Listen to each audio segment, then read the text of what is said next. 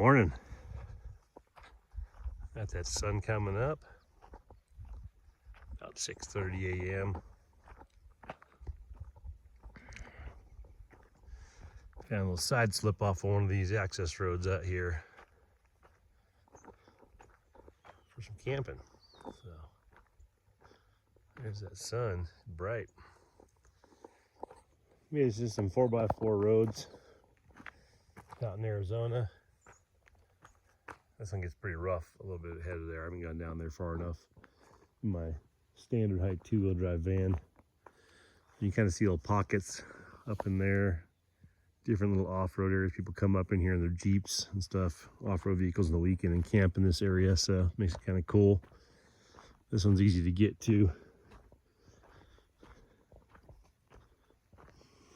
A couple of tucked away areas over here with some tent spots. Fire ring, it's been here for quite some time. A main fire ring over here, right there. Then there's some other tent spots if you go like down this hill, kind of flattened out. Some people camp out there. Can't tuck back in here, can't tuck back in here. So just some dispersed camping off the off-road trails out here. So getting breakfast going, probably burning something. I tend to eat about a pound of meat to 2 pounds of meat for every meal. I'm not on a carnivore diet, but I'm pretty much on the cheap meat diet now. Pretty much due to health reasons, I don't eat a whole lot of filler. Pretty much meat, eggs, some trail mix here and there. I do tend to bump into that beef jerky and those pepperoni sticks when I'm traveling. It's not the healthiest thing in the world, but it's convenient. I'm on the low carb, low sugar diet. So, but yeah, cooking something up. Taking the sights. When I pulled in last night, there was probably, looked like mule deer. I don't think they were elk. It was very dark. I couldn't see very well, but I could see when I panned over here. I saw them on the way in on this side of the main road before I turned off, but over here I could see like 6 sets of eyes just staring at me.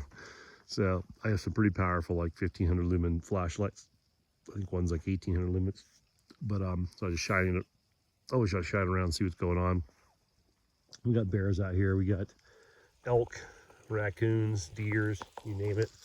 But I think these guys were mule deers. They didn't look as big as the typical elks out here, but I did see some elks on the way in. Doing some work over in Payson, Arizona. I don't know what it is about Payson, but man, they have elk everywhere over there. In the Arby's drive-through, in the Walmart parking lot. The shop I'm helping out with right now, doing some work at, they got them walking through the parking lot. It's pretty crazy. So if you want to see some wildlife, Payson, Arizona is pretty impressive. So using this as a clothes hanger, the old 7.3 turbo diesel van. That's my gym clothes. There is a gym in town that does have showers, so I actually do work out. Trying to get back in shape. From the outside looking in, I look pretty decently in shape. But for the inside, I'm falling apart like everyone. So, been hitting the gym up pretty hard lately. And obviously, if you camp or van life or nomadic life at all, you know that it's nice to have a gym that has a shower, because then you can hit the shower there and you don't have to pull out all your apparatus, shower apparatus at your campsite or wherever. So, keep that one outside. This is just butter, pork chops.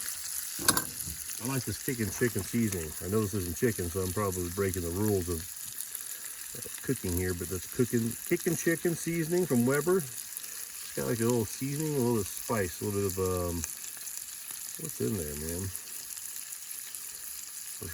Onions, bell pepper, yeah, paprika, that's what it is. So, got paprika in there. There's a little good kick to it. Nothing crazy, but gives a little bit of flavor. A little bit of spice. All of our palates are pretty much destroyed over years of crappy food. So, steak, I could go with no seasoning at all, but on the pork chops and chicken, I like to put a little something on there, but even the steak, I do put a little of that in there, just gives a little kick. Popping off of these little totes. Everyone knows these things, Home Depot totes. 27-gallon bad boys right there. We got a couple of them in here. Little personalized license plate. Everyone hides theirs. There's mine. There we can see it in all its glory. Bed platform's doing well. We're gonna go 2.0 on this bed platform pretty soon. This was in my other van. My other van is down right now with a fuel pump issue, so you're driving the 7.3 still.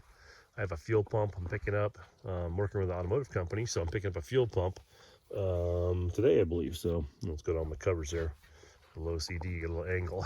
So I'm gonna actually get a larger cover for this. That way I can wrap the whole mattress when I'm going down dirt roads and so it keeps some of the dust off. That's pretty particular, but I don't like to sleep in dust. So anyway, 2.0 on this. We're going to go with a 4x8 bottom like we did there. We're going to do a 4x8 on the top so we have a wider space to store two of these totes next to each other and kind of condense. Well, I guess we're not condensing or expanding, but we're going to make it to where we can put everything underneath here instead of having something on the side. The original thing for the side chute here was for my mountain bike, and it just doesn't really line up. Mountain bike handlebars, I run an XL. I have really long legs. I'm decently tall, 6 foot tall, but I have long legs, so I run an XL mountain bike frame. So between that and 29-inch tires, it's really hard to fit a mountain bike in here. I thought it'd be a lot easier than that. So my main reason for putting that design where it's like this was to have a mountain bike there. So we're not going to buy a lot of space. We're going to do a lot of work for basically an extra 5-6 inches here, but that allows us to put two of those totes side by side in there. I'm going to then put a door on the back of this that folds down for a cooking area as well. If I keep using this van, I'll put a cooking fold out area there. On this side, I'll put a recessed area for some spices and cooking utensils in the door. And then on this door, we'll do the same. We'll do a fold down on this door for cooking off of it. So this is my long-term van. So I'm just in it way earlier than I thought I'd be in because of the water or the fuel pump on my other van. So no reason to have 100 vans. I just happen to have a bunch of vans. I have a couple kids that are of driving age. They just don't drive at all. Because kids don't drive these days. That quest to get out like we do as older people or people that aren't 17, I guess. But yeah, so I have a few vans. So also have a lifted van, another diesel.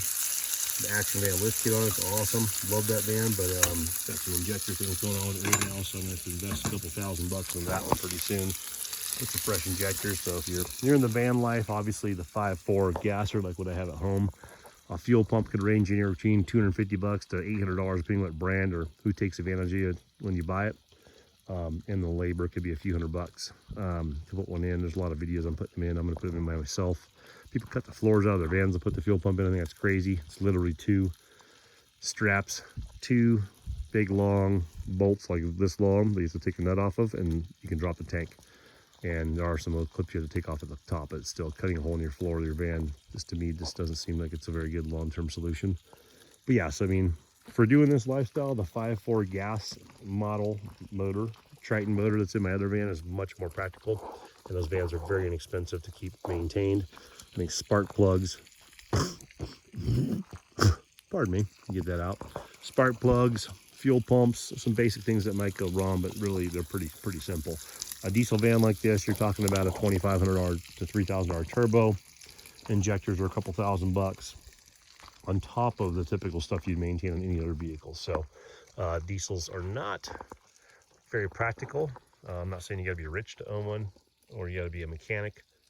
I'm going to tell you that they do run into a lot more financial hardship if you're not expecting it, and a lot more surprises to some degree.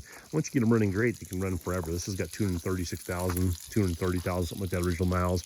My 6.0 in my blue lifted van also has 230,000 miles. So about that time, you know, 220 to 250. Normally you need a turbo rebuild, so that's $2,200. Injectors come along that same area sometimes. So when they tell you that these vehicles are million-mile motors in the 7.3 or even the 6.0s in the vans do very well. It's not the same as the truck excursion, but they can go a million miles if you got, you know, $1 million.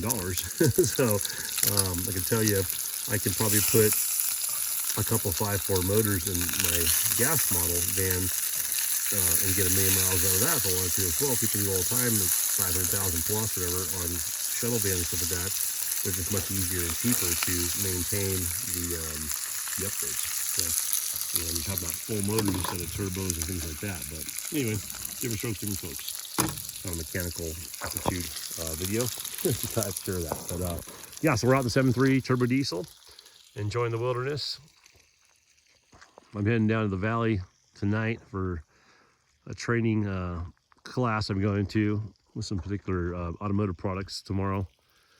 My background's in the motorsports industry, automotive and RV, so just getting my feet back out into the world and doing a little bit of what I guess call a normal job to some degree on the side of my small business I also run. So kind of diversifying and kind of double dipping, and not because I need a bunch of money right now. It's because I want to plant some seeds for the future, so that maybe about 7 years from now, 5 years from now, I'm done with everything and I'm just watching a little bit of gas money come in from some of my investments. So a little different way to do it. That's what I'm working on. So anyway, thanks for checking in, guys. Hope everyone's getting outside, doing a little camping, enjoying that sunlight. I got a little creek down the street from here.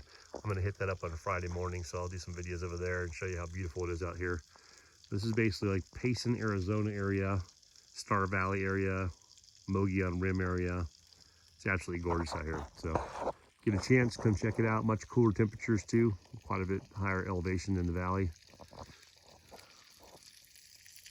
Yeah, if you need any tips on gyms with showers around here, places to camp, hit me up. I try and answer every comment, even the shitty ones. Stay safe out there.